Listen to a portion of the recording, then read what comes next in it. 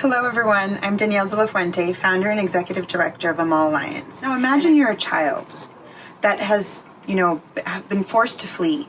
They've lived through conflict, through war, through a natural disaster. And now they're gone. They're in a new environment, facing all sorts of challenges from xenophobia and discrimination, a new environment where perhaps they don't even speak the language. I know a little girl, beautiful little girl, that was forced to flee from Iraq, who traveled inside barrels all the way to Turkey and then to Greece. When she arrived, she didn't understand the language. She didn't even have access to education. Now she has access to education. But do you think she's ready to learn? No, she's not.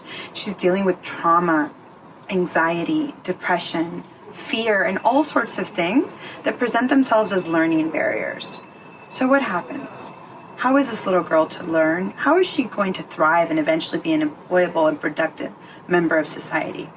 Well, the good news is that we can look at our education systems and address this mental health crisis that has really come out of the pandemic because all children have been exposed to these very long periods of absence in schools. And if we look at education in a more holistic manner and introduce social and emotional learning to really augment these competencies where they can identify what they're feeling, learn how to self-regulate and self-manage these emotions, but then in turn understand how they affect others and be kind not only to others but also the planet and where everything that surrounds them, we can really start looking at education with the right skills, the skills children need to thrive not only in school to meet those learning objectives, but to thrive in life.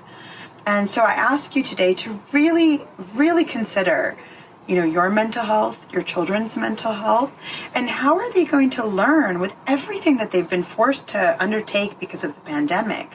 Let's reimagine our learning education systems.